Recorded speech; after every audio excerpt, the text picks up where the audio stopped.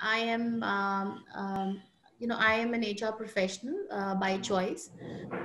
I was initially into business and I worked in the business role for close to about 3 years. And later on, I realized that HR as a function is a function which changes the entire landscape of an organization and brings them to success. And it was a very planned move for me to move from a business role into an HR role. And I'm a true HR professional that ways now.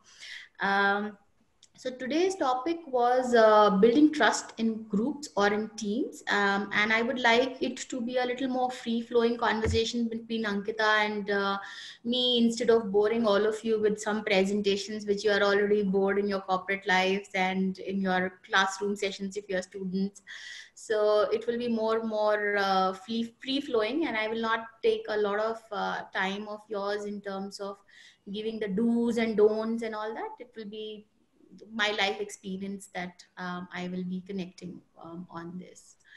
So, when I was given this topic about building trust in groups, first and foremost, I would like to highlight that what exactly is trust. And trust has different connotations for different individuals, and everybody thinks differently.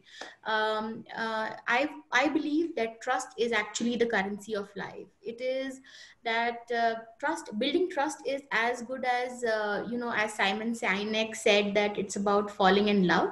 So when you build trust, you are actually falling in love. So when you fall in love, you always assume that the person who is next to you is always right, and you do the right set of things, sometimes sacrificing your own belief systems to make the other person feel wanted, and do the right thing so that the other person believes in you and the emotions that you carry.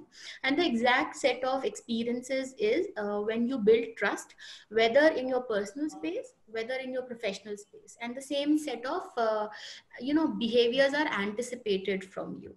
It is a currency of life these days, whether it is a marriage, a family life, or a $1 million organization.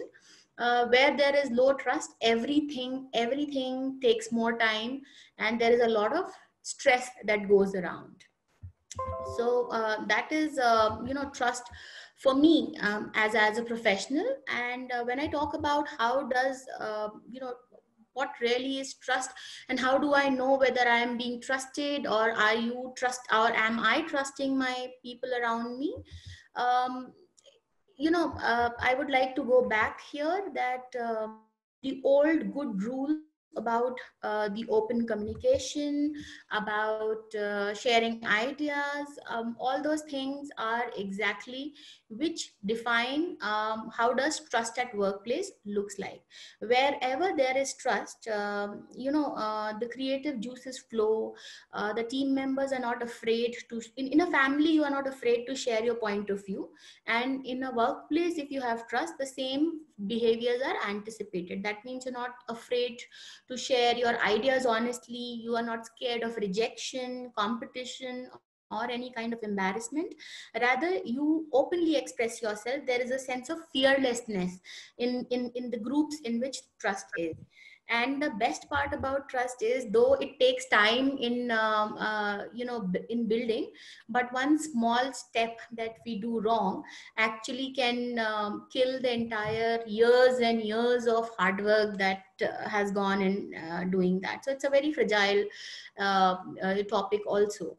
However, the better news is that even if you break, or there is little bit of distrust in any setup that you are in, the possibility of it coming back is also high if you are able to demonstrate authenticity in what you are doing, right? So there are times when good people make wrong decisions, and as human beings we have something called as our instinct, or the sixth sense, or whatever we want to name it, that we have this understanding that if I know that I get the feeling whether the person who's next to me or who's in front of me does trust me or does not trust me.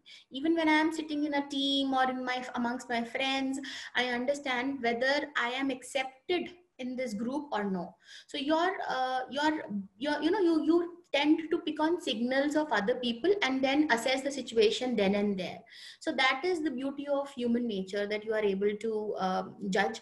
And if you feel that you are not comfortable in a situation, or maybe the other person with whom you are interacting with is not really giving you the, does not trust you enough, you can take cues from there and actually work on building trust. Now that is the beauty of it. But how do we build trust is the bigger question. I mean, it's very easy to say that, okay, you have to build trust, you have to build trust, but how do you build trust? You cannot just say that I trust you and assume the other person to say that, okay, I will trust, the person trusts me, right? It is not as simple as that. So how do you create a culture of trust? How do you create a culture of acceptability? So there are various ways in which you can do that. Of course, I am a very, very firm believer that communication, transparency of communication, respect, and having a common vision for whatever you want to arrive at are the basis of human interaction. And trust is a human interaction only. So those behaviors are actually there. There is a very interesting trust model by Judith. She is an anthropologist, and she's a very, very famous writer. She has worked on a 5 model trust piece, and of course, we are not discussing scholarly articles here, but she spoke about trust in a very, very I will say common way of understanding manner. So I would like to highlight that, which is transparency, respect, understanding, shared successes, and always telling the truth. Of course, like I said, that we are dealing with humans here, and if everybody on the team knows that what are the rules of the game and what are the procedures, performance metrics, and potential outcome as a group we are working towards, and whether my supervisor or my manager is actually meaning what he is saying, then the trust factor will certainly kick in. Similarly, respect, even though individuals while working in a team, even if individuals disagree, do they still value each other's opinion, is something which will define whether trust is going to kick in that team or no. Similarly, understanding, I may not sorry चलो और ये जो आपने मेरे को भेजी है updated है Sorry. Go ahead, Nishtha. Sorry. Go. So understanding whether my team understands what I am trying to say. Is the team able to understand other person's point of view? Do I have internal collaboration? Do I have empathy within the group? That actually again defines whether the trust is going to be in that group or no. And like I mentioned about having a shared success or a common goal, is everybody aligned towards a larger success than an individual agenda? And that is what is going to define the trust index of your organization or your group. Again, we are talking about human interactions here, and whether whatever we speak, are we telling the truth or are we hiding information? We always tend to understand whether the person with whom I'm interacting, is he telling the truth, is he not telling the truth, is there something which is hidden? All those things will allow you to have trust or distrust within your team members. Now any questions still here? I'll be right. So Nishtha, so we basically kind of established how does the trust look like when it's an organizational setting. So now the next question comes to my mind is that you mentioned that there are some signals, so there are some signs through which we know that if we are trusted or not. So how do we understand those signs? So what are those signals? What are those non-communicational ways in which we kind of get to know if our superiors are trusting us or if we are showing that trust towards our team members? How do you kind of streamline that thing? Yeah, so I will talk more about as a leader. Yeah. That I am a leader, or if I am if I am a group, then how does it really impact? Whether how do I pick up the cues, whether my team members, whether I trust my team members enough to follow through. So first piece will be, do I understand each member in the organization or in my team? If I don't understand them, and if I'm superficially behaving with them, then it will lead to, very superficial relationship. And trust is a very, very deep ingrained behavior that we are talking about, because where there is trust, there is there is enormous success or failure. I'll give you an example of an army. We believe that army men fight for the motherland, but that is not the truth. When they are fighting and standing in the battlefield, they are not bothered about whether they're fighting for India or anybody. They believe and trust in their leader, the commanding officer who's in charge. And they say that if my commanding officer trusts that this is the action that is the need of the hour in the war, they will go out for it, and whether it means they live or die, it does not matter. So trust is such a deep ingrained behavior. So similarly, and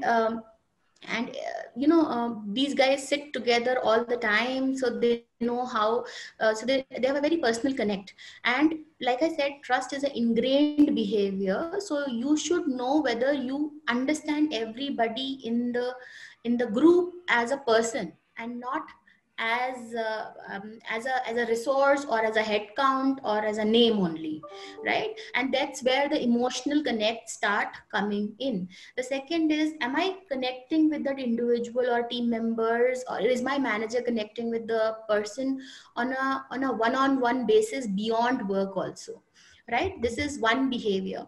The second behavior will be, am I allowed to make good judgment within the organization or the group that I am in? Am I allowed to express myself freely? Am I allowed to acknowledge and make mistakes and not get killed for those mistakes, right? Many a times leaders say that, hey, I trust you, but they end up going to micromanagement.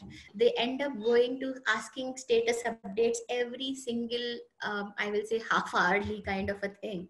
So those are the things which should give your antennas high, that yeah, this is not where which a trusting organization or a trusting manager or trusting group looks like. Another cue could be, am I coached to perform better as an employee or as a team member? Am I coached to perform better, or am I just looked at as one resource to do tick in the box for any activity that is there? um, yeah, some of the pointers that I would like to highlight here. Right. So here you kind of mentioned how do you kind of understand if the team trusts you or you trust the team, from leaders and from team's point of view as well. So the next question here I have is like the process of building trust in smaller groups, like, you know, when you have a team only focusing on communication or focusing on sales, so they have periodic meetings with the founder or the, you know, director, but they have more interactions within the team where one person is the leader and the rest of the team is kind of following, exchanging ideas, all of that. So how do you kind of incorporate the atmosphere of trust from small teams, and then how does it translate on a bigger level, like on big teams? Yeah, so very good question, Ankita, because having worked in larger organizations and younger organizations now, I think one thing which is starkly different in younger organization, and is that the feeling of oneness is very high in younger organizations. Right. And if you see, that's where most of the startups, there's a lot of collective emotions involved, and there is a lot of fight happening, yelling happening, but at the same time, after that meeting is over, you scream, yell, but you wash, dust it off, and you become friends again.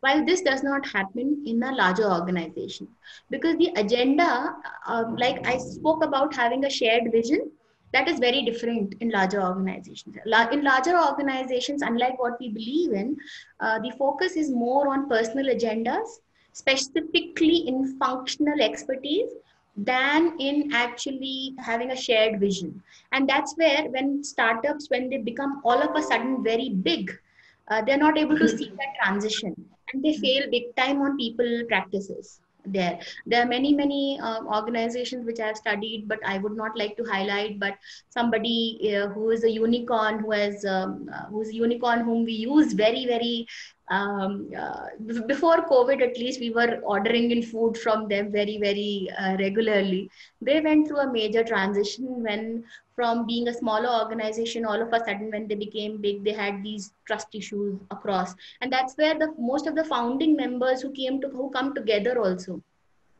after a point in time when they become very big, they split, because they stop trusting each other Right. after a point in time. Similarly, another is one of the marketplace leader for shared accommodations.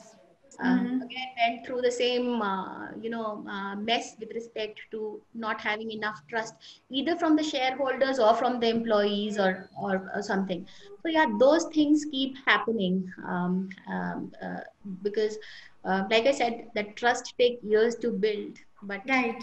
Right. to break. Correct. So, when we're talking about smaller groups, like a group of 6 or 7 working in the same team, so they understand each other's role, they understand their role in the team. But again, there can be some conflicts as to, if it's about ideation, then which idea should go forward, or the person whose idea is not selected. How do you kind of make them realize that, hey, the idea is good, but maybe not for this particular thing? But that doesn't mean that the idea is, we are discarding the idea totally. So uh, I understand that the human behavior is very different, and it shifts from the kind of vibes you get from someone else. But if you have to kind of bring it down to some guidelines or some ways of behavior in which you can assure that, okay, this will give out the vibes as if you are trusting your leader, or the leader also is trusting the team. So what can those be? Right. So first thing is for sure that any cultural element that we talk about always starts at the top, right? When we talk about our families, I'll keep connecting back to families, because Sure. that's a common thread which all of us will understand. Right. If you are brought up in a family which is joint family, Hmm. your adaptability, your ability to trust people, your ability to connect well with people is very high. However, if you come from a very fragmented family, you will you may not be able to appreciate those behaviors, right? Because if your parents are not gelling amongst themselves, you will not see the need of gelling. Maybe, I mean, Right. the probability is very high. The Hmm. same happens in the organization. Everything always starts at the leadership level. So if the leader of the organization does not believe in trust, the organization will not be able to make an impact. The leadership team may believe in trust, or demonstrating the right behaviors, but at the end of the time, at least for the younger organizations, still the processes are setting up. It is usually one man show, or at least maybe 3 4 men show, not more than that, right? So if they are not demonstrating, it will keep percolating down, and these are non-verbal communication which people will tend to pick up. And people are very smart these days, or otherwise also everybody wants to think about themselves, and they will try to camouflage that information in a manner which suits them, and the collective successes will take a back seat, and individual agendas will come into picture. So the first thing is that the leadership has to lead by examples. The second philosophy that I very strongly believe at that point in time is, you have to have very clear and articulate and open communication. Whether your idea is good, perfect. If it is not good, you should have enough confidence and courage amongst the team itself to say that you have a shitty idea and it is not good enough. Or maybe your idea is good, but it is not as good as the other guy. Or maybe the need of the hour is to pick this idea and not somebody else's idea. So those kind of open communication is very important. And you can say those things and with so much of rigor and confidence only if you have a personal connect with each other. If you don't have a personal connect, then the other person will say, to hell with you, to hell with your organization, I will find greener pastures outside. Correct. But if there is a personal connect, the person will take it in the right stride, and then maybe just dust it off and move ahead on that. Another thing is, if there is a failure, maybe I would have given an idea, maybe at the onset my idea would have looked the best, but I have not been able to execute it perfectly, and then there is a failure. Then what do I do? Should as a leadership or my team member should come and say it is your idea, you have to be blamed for the shitty execution? No, that is not the case. The blame game should stop once all of us agree to one point or common area or common successes. Then it becomes everybody's. Then it does not becomes Nishtha's ideas or Ankita's idea. It becomes the Right. organization idea. Correct. Correct. So those kind of behaviors and feeling of oneness, again I will say, a sense of common purpose is very, very important. Right, right. So you support the idea and then you start considering it as your idea instead of, having one person's idea and run with it as an organization. Correct. Right, right.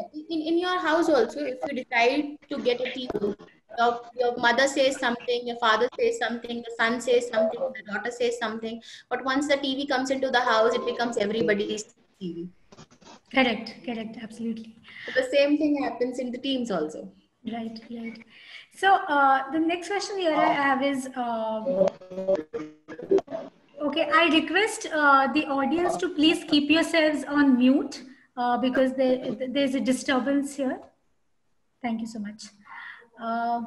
Okay, so the next question I have is, first of all, is there a link between high-performing organizations and the trust that the leadership kind of exhibits towards the team leaders? And if there is a link, then how do we make sure that the link is getting stronger day by day? Right. Unfortunately or fortunately, when we talk about performance, specifically when we talk about performance, we limit our understanding of performance to that individual and that individual's capability as an individual contributor. Right? But when we are talking about leadership and specifically performance and trust, and it's a matrix which I will say is very more important as you grow into a people manager role and as you move towards head of the organization. um, you know um, we do make a mistake that we value performance over anybody having higher trust capability index, right? And what happens is that when we give higher importance to performance and not so much to trust, we actually build a culture which is very toxic in nature. Now, it's a very strong statement that why is it toxic in nature? Because when I'm talking about, it's a matrix. I'll show you a video around it. It's a very interesting video by Simon Sinek, which talks about that as I grow higher, my performance can be mediocre, but my trust index or people trusting me or my ability to trust people has to be very high. Because at a leadership level, it is not about my performance. It is about, do people trust me enough to make the right choices? Because if people trust me in making the right choices, then only they will be believing in what I am saying, and then only they will put in the right efforts for making, working on whatever I ask them to work upon.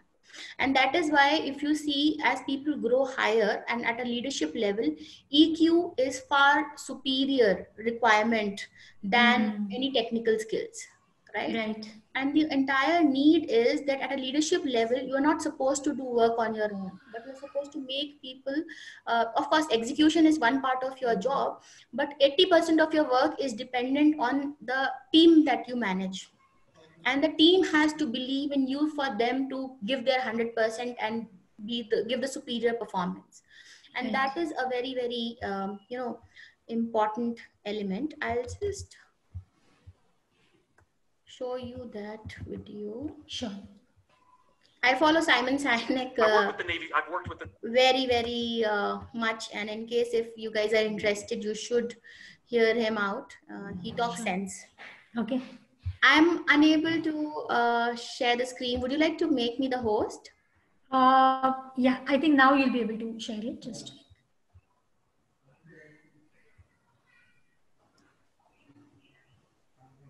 Yeah, just give me a minute. Oops. Not showing. Can I send it to you right away? Yeah. Please send me the link.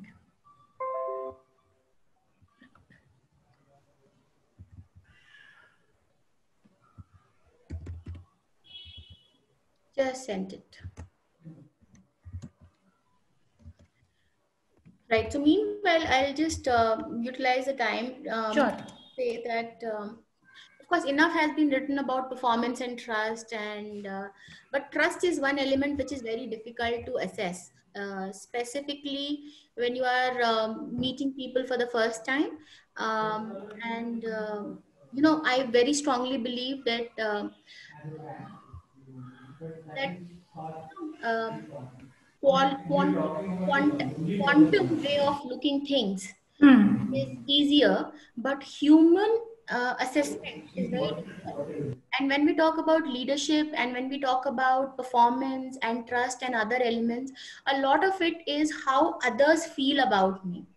So when we are hiring also, or for example, at a leadership level, human interaction has to have a higher weightage than the the technical components of the system.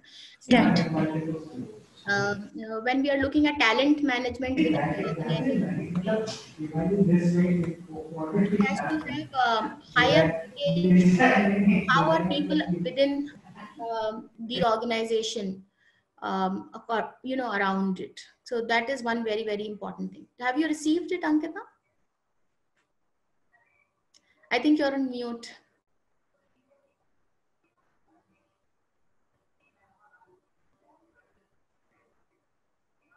I'm just downloading it. Give me a second. So let me ask you another question that I have, and then after that we can have a look at this video. So when it comes to building trust in groups, organizations might be smaller, might be larger. What is the role of an HR in this entire process? How important is it? And as an HR, how do you kind of help and push this process to go ahead? Sure. So, I very strongly believe that one person or one department cannot just be responsible for one thing, right? In your house, only one person is not responsible for fixing X amount of thing. If your mother is supposed to cook, or your father is supposed to cook, then your mother is supporting with the child's homework, or your father is supporting with the child's homework, right? The same happens within the organization also. Um, though the ownership lies at a leadership level, but everybody in the organization is equally responsible for chipping and making an effort. But of course, somebody has to take and be the flag bearer of that. So along with the CEO, I very strongly believe that HR plays a very, very important role in making that change. And if there is trust within the organization, then your employee engagement, team alignment, and delegation and other elements, of course, get into place. But it also leads to flourishing in the business. And what can be built, broken, and then rebuilt is something that HR along with the CEO can define. And like I say that HR has a very, very important responsibility of hiring the right set of people which are going to make or break the organization. HR is responsible for being the devil's advocate, and have fearlessness in them, so that they stand up and question and challenge the status quo which is happening within the organization.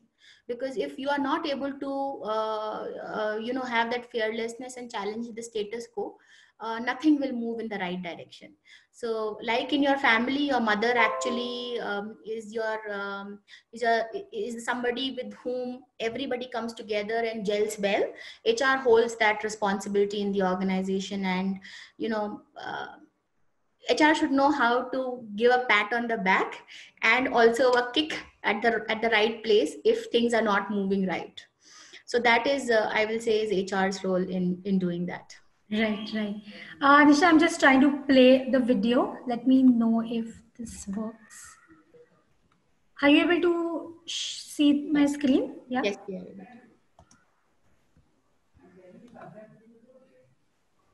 Are you able to hear it? No.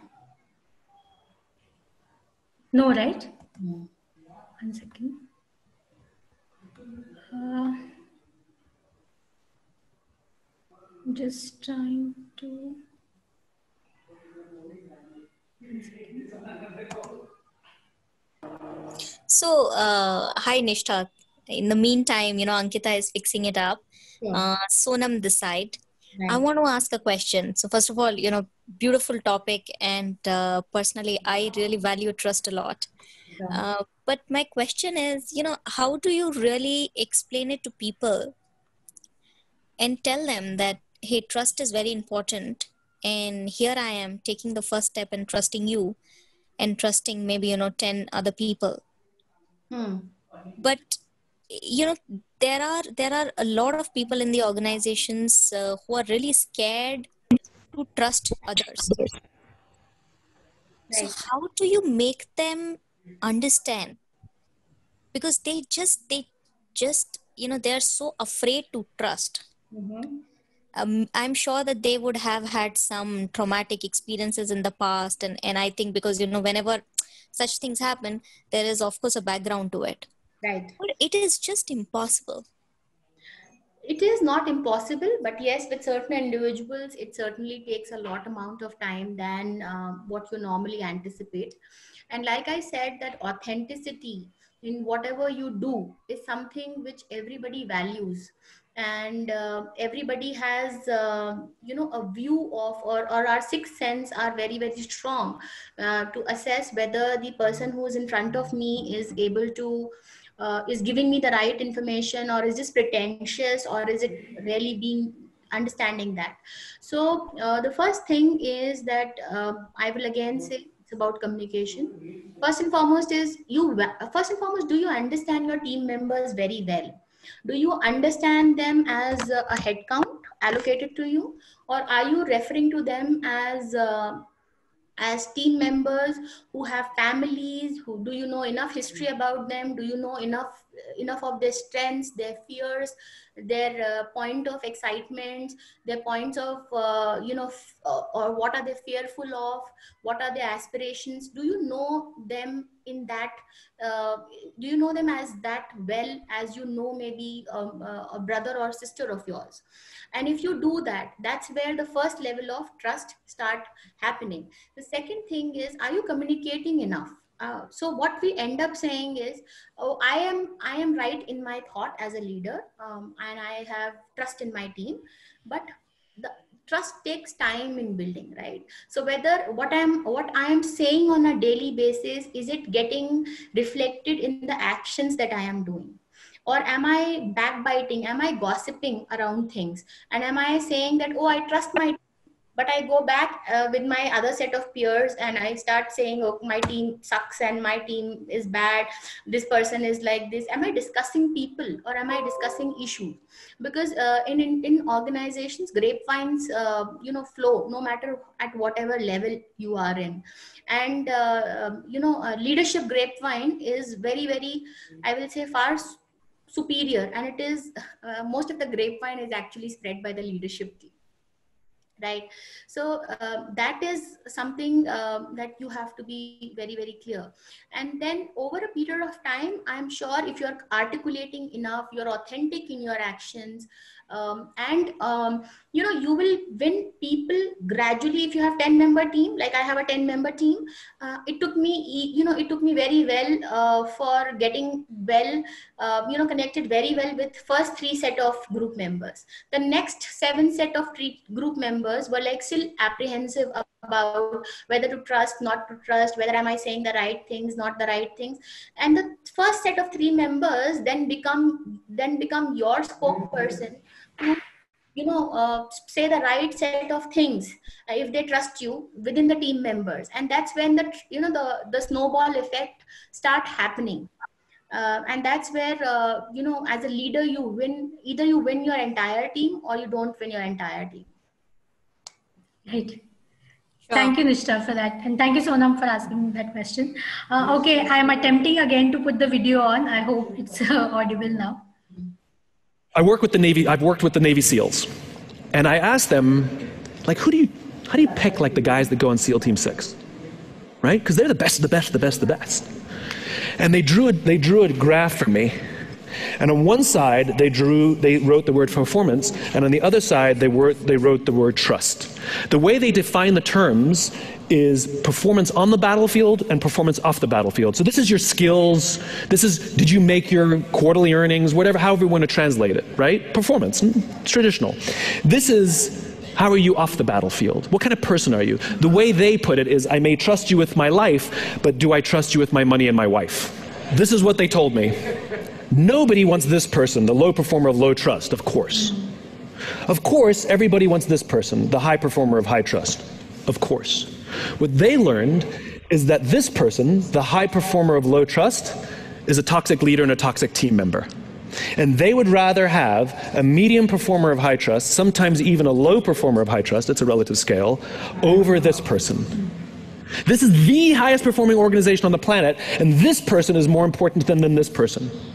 And the problem in business is we have lopsided metrics.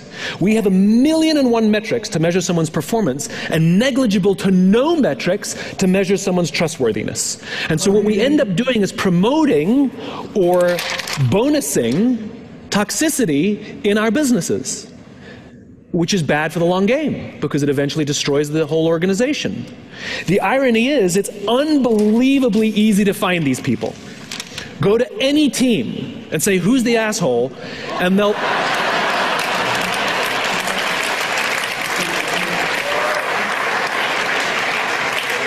they will all point to the same person.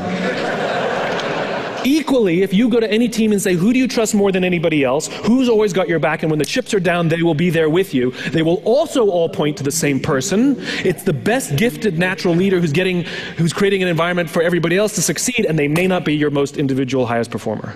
But that person, you better keep them on your team.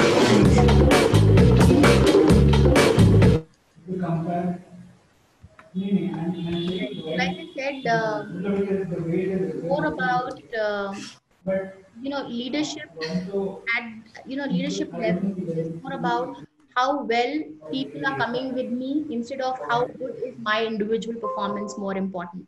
Because Right. CEO is not supposed to know how a data entry line is generating P&L, but he should know that what are the motivators of his CFO so that he churns out the right P&L. Is important. He should know that what is the motivator of my HR girl or HR boy for him to ensure that there is a shift in the organization. He should know what are the drivers of my sales and marketing head so that he is able to drive sales and give me business growth. And he should not be bothered about whether I have the right distributor at a Coimbatore location giving me 5 crores of business or not. Of course, that is there in the larger picture, but not on a day-to-day basis. And that's the CEO's team has to trust him more than anything else. And that's where trust is the index at the leadership level. Correct. Thank you, Nishtha, for that. Okay, so I have, I think, one last question before we close the session that it's related to the current environment that all of us are a part of. There are virtual joinings happening. There are new team members getting added to the team where they have no face-to-face time with the leaders, their team members, all of that. So how do you make the atmosphere of trustworthiness within the team where there is no face-to-face interaction? And like as you mentioned that it has to come from the leaders, but is there like a two-step process? Like some things can be done by the leaders and other things can be done by the new joinees. So Sure. how would you? Sure. So, for example, during COVID, we did a couple of onboardings, e-joinings and other things. And it is little difficult because when you have worked face to face, you have some bit of comfort, or at least you put a face to the name.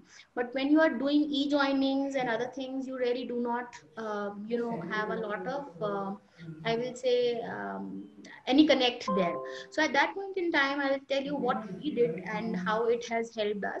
Um, we are an FMCG setup, and in our organization, sales development is a very, very important function, which is like the sales strategy or the brainchild of the entire sales system sit in the sales development, and we hire. And it is a very, very people-driven role because his team is across India. So what we did was, it was of course a very laborious activity for us. We did e-joining and we did e-onboarding completely till the last mile for him. And it was a lot of effort for us to do, wherein the entire team uh, was there, and we did, in the I will say e onboarding with the functional heads first, then with the entire e induction we did. After that, we went till the entire region specific onboarding for him, so that people know him and he knows them. And then whenever we were talking about any leadership forum or anything, then we were involving him so that he has a understanding of what is happening. Now, this is one thing that you can do. Of course, there are one-on-one sessions with the manager, immediate reporting manager, and the HR business partner that we mandated for him, so that he connects and he understands a important perspective. Again, I will say another thing here is HR is a very, very important role here, because um, uh, how the employee feels in the first few days is typically HR's responsibility in most of the organizations, but how well the employee settles in, right, is actually HR's responsibility, right? And Okay. that settlement period can be 3 months, 2 months, 1 month to 6 months to even sometimes 1 year for many employees. So how well are you connected with the person? If he's a leadership level, then are you connected as the functional head, or is your team connecting? So that amount of hand holding and comfort has to be there. So I very strongly believe that any employee has any issue, any happiness, any concerns, if HR is not knowing it first, then in that organization HR is not effective.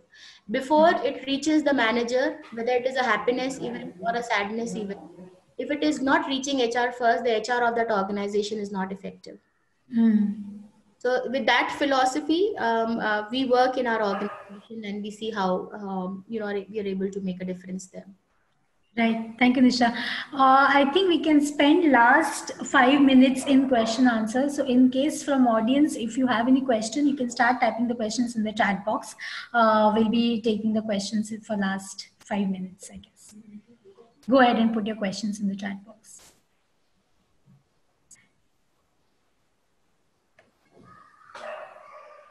So, Nisha, a lot of organizations have some dedicated tools or processes in which, I think they are basically led by HRs, but, doing some activities or interactive sessions and stuff like that. You kind of have that team building activities so that, the trust factor is more.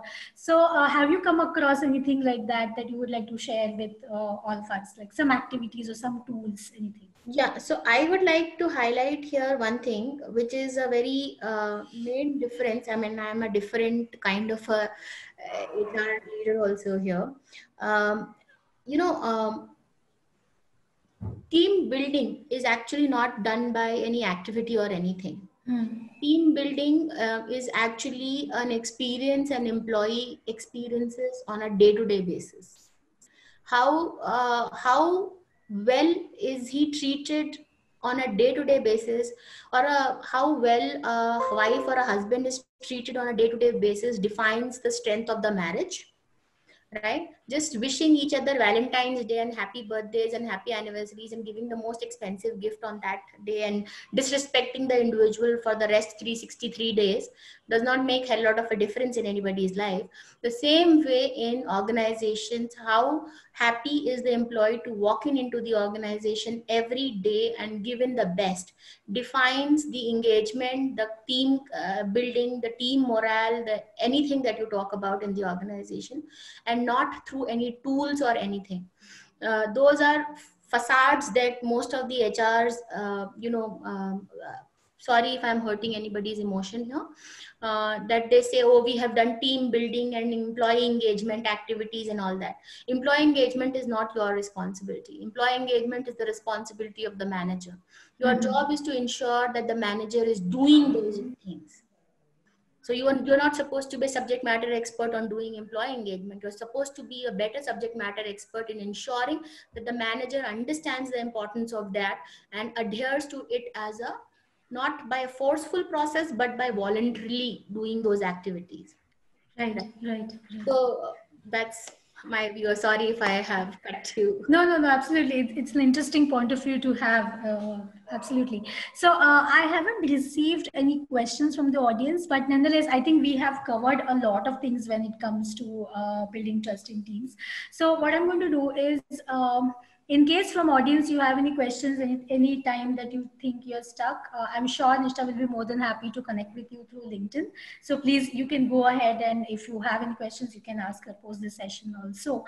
And thank you so much for attending today's session. I think a lot of new perspectives came in through the discussion, and the discussion went so candid that, even I didn't realize for last 5 minutes, I'm like, oh, okay, time is almost over. We could have had this discussion for a little longer time as well.